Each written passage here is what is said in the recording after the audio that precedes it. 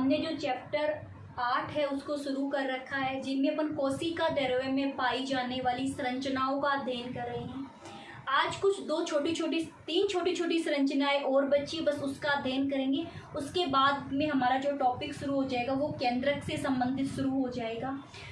तो देखो बच्चों, आज की जो हमारी क्लास है वो किससे संबंधित है? वो है सूक्ष्म काय से, यानी कोशिका द्रव्य में कुछ छोटी छोटी संरचनाएं पाई जाती है जिनको सूक्ष्म काय कहते हैं। जैसे मान लो ये कोशिका झिल्ली है ना, या ये दोहरी झिल्ली युक्त केंद्रक है, ये इसकी केंद्रक झिल्ली हो गई।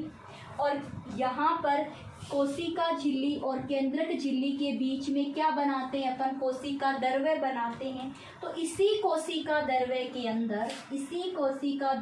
अंदर छोटी छोटी कुछ कोशिकाएं संरचना पाई जाती है। इन संरचनाओं को क्या कहते हैं? सूक्ष्म काय कहते हैं।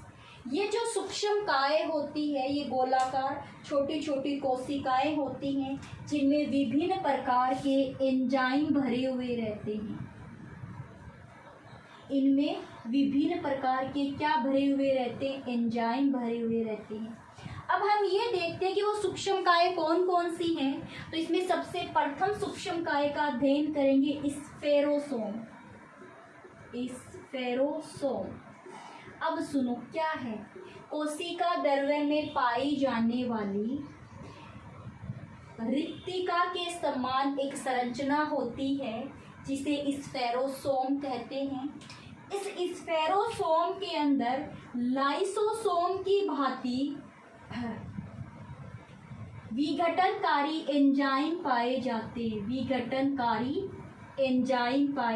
हैं, या आप कह दो पाचक एंजाइम पाए जाते हैं। बस इतनी सी तो बात बतानी है। इसका अध्ययन किसने किया था? परनेक ने किया था।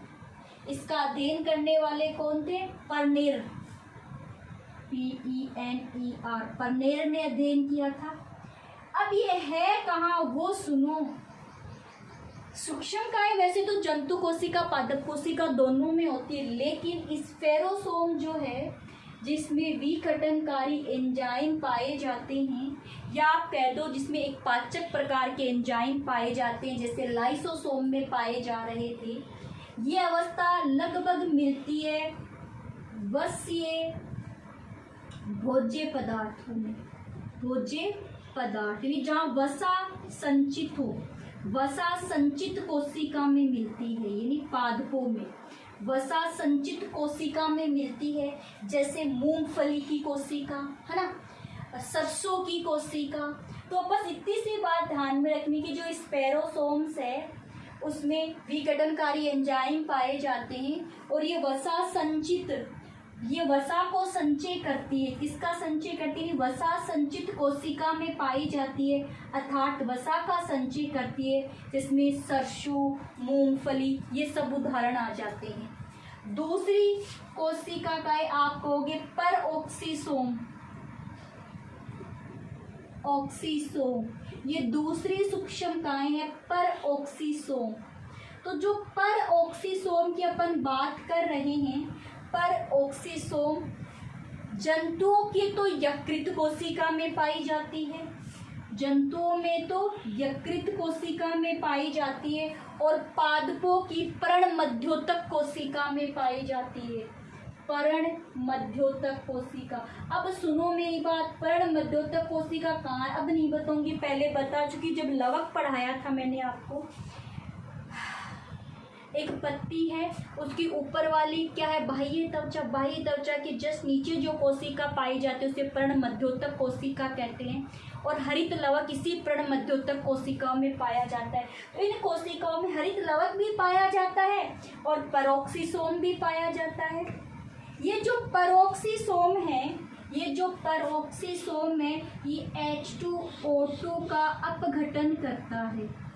H2O2 के अपघटन से एक तो जल बनता है और एक ऑक्सीजन बनती है। देख लो, जल और ऑक्सीजन का क्या होता है? निर्माण होता है, अर्थात यहाँ पे केटेलेस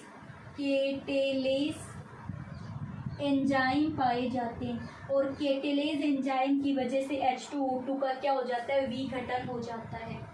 साथ ही साथ में ये H2O2 के विघटन के साथ साथ में पादपों में प्रकाशीय शोषण की अभिक्रिया के लिए भी स्थान प्रदान करते हैं। प्रकाशिक शोषण, प्रकाश की उपस्थिति, वरना पादपों में ना दिन के समय में शोषण नहीं होता, लेकिन कुछ पादप ऐसे होते हैं जिनमें दिन में भी शोषण होता है। तो वो दिन में शोषण कहाँ कहाँ है, एक हरित लवक है, एक माइटोकॉन्ड्रिया, एक ये पेरोक्सिसोम है।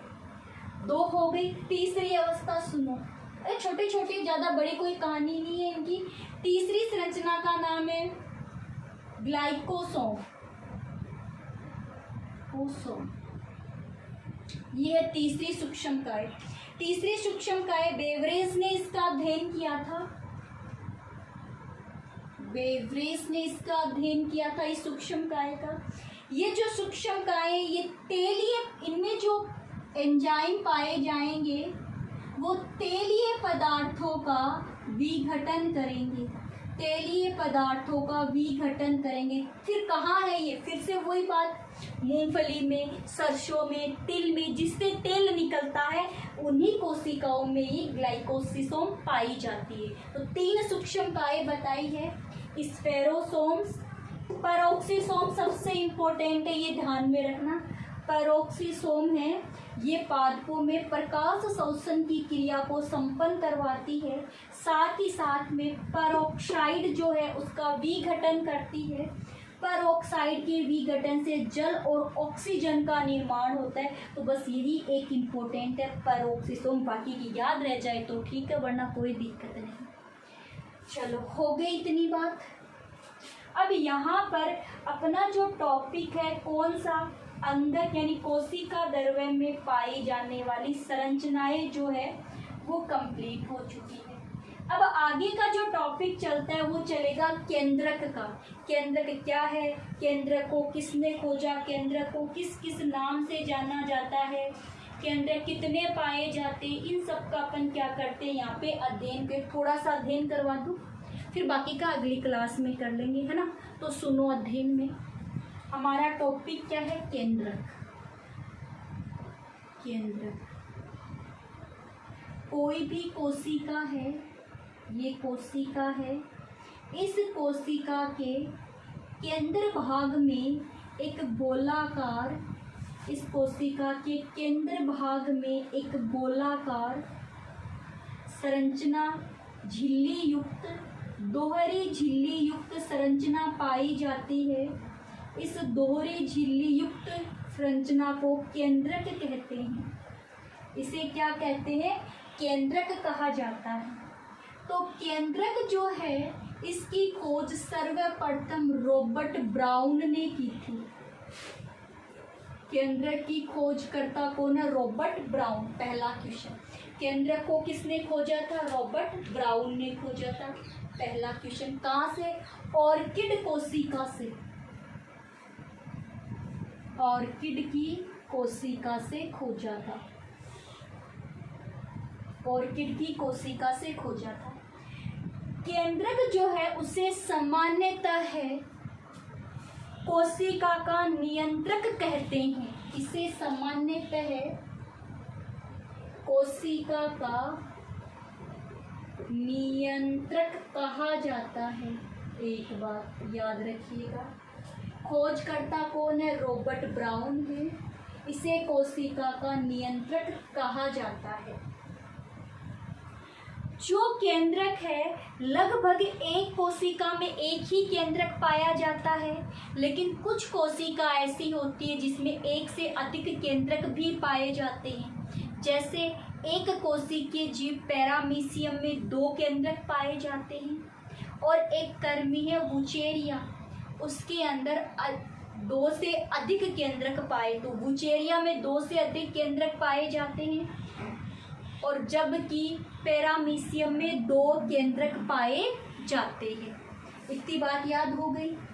फिर अपन ये कहेंगे कि जो केंद्रक है ना, एक कोशिका में एक केंद्रक है, कुछ कोशिका में एक से अधिक केंद्रक पाए जाते हैं। फिर अपन बात करते हैं कि जो एक केंद्रक है इसकी संरचना कैसी होती है।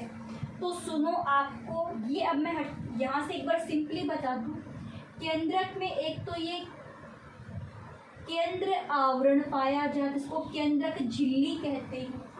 एक तो क्या हो गई केंद्रक झिल्ली, केंद्रक झिल्ली, ठीक है। इस केंद्रक झिल्ली के अंदर द्रव्य भरा हुआ है जिसे केंद्रक द्रव्य कहते हैं, केंद्रक द्रव्य कहते हैं। ये जो केंद्रक द्रव्य, इसमें एक और झिल्ली रहित संरचना पाई जाती है, परिधि की तरफ एक और झिल्ली रहित संरचना पाई जाती है जिसे केंद्रिका कहते हैं, जिसे केंद्रिका कहते हैं। और केंद्रक द्रव्य के अंदर, केंद्रक द्रव्य के अंदर क्रोमेटिन पाए जाते हैं जो कोशिका विभाजन के समय, जो कोशिका विभाजन के समय गुणसूत्र बनाएंगे। और पहले इनको क्या कहते हैं, क्रोमेटिन कहते हैं, यानी गुणसूत्रों का एक जाल, जिसे क्या कहा जाता है, क्रोमेटिन कहा जाता है। तो क्या क्या पाए जाते हैं केंद्रक में, किस किस का अध्ययन करोगे, केंद्रक झिल्ली का अध्ययन करेंगे, केंद्रक द्रव्य की बात करेंगे, केंद्रिका की बात करेंगे और क्रोमेटिन या गुणसूत्र की बात करेंगे, गुणसूत्र की बात, कि गुणसूत्र पर ही तो जीन पाए जाते हैं और जीन ही क्या होते हैं, अनुवांशिक इकाई होते हैं। तो इन सब का अपन अध्ययन करेंगे। तो अगला हमारा केंद्रक का टॉपिक हमने ले रखा है, खोजकर्ता रॉबर्ट ब्राउन है, आर्किड कोशिका में खोजा था, इसे कोशिका नियंत्रक कहा जाता है। और इसमें अध्ययन किस किस का करेंगे देख लो, बोर्ड में आपके सामने सब कुछ लिखा हुआ है, आप किस किस का अध्ययन करोगे। ठीक है बच्चों, अब रही अध्ययन की बात, तो अध्ययन अपन अगली वाली क्लास में करेंगे। अगली वाली क्लास में सबसे पहले अध्ययन करेंगे इस केंद्रक झिल्ली का, क्योंकि आपको याद है क्या, इस केंद्रक झिल्ली से क्या जुड़ी रहती है, इस केंद्रक झिल्ली से क्या जुड़ी रहती है, याद करो, जो कोशिका झिल्ली तक जाती है ईआर, अंतःद्रवी जालिका भी तो इसी से जुड़ी है। तो इसकी पूरी संरचना फिर से अच्छे से बनाएंगे, अपन अच्छे से अध्ययन करेंगे, क्योंकि अगर केंद्रक को लेके है तो वीडियो थोड़ा लंबा हो जाएगा। तो सभी बच्चे यहाँ तक पूरा वीडियो देख लें। अगर किसी बच्चे ने पीछे के वीडियो नहीं देखे तो वो भी देख ले पीछे के वीडियो, क्योंकि केंद्रक में ये सभी बातें होते ही ये हमारा चैप्टर ख़त्म हो जाएगा भाई। इन सब का अध्ययन करते ही चैप्टर कंप्लीट, हमारा लास्ट टॉपिक चल रहा है हमारा इस चैप्टर का, काफ़ी लंबा चैप्टर था ये हमारा। तो सभी बच्चे अच्छे से देख लें। वीडियो आज इसीलिए छोटा बनाया क्योंकि इसके साथ में आपको नोट्स भी देने हैं, तो आपको नोट्स भी मिल जाएंगे, पहले के सारे नोट्स मिल जाएंगे और इसका अध्ययन। ओके बच्चों, आज की क्लास हमारी इतनी थी, सभी बच्चे अच्छे से वीडियो को देख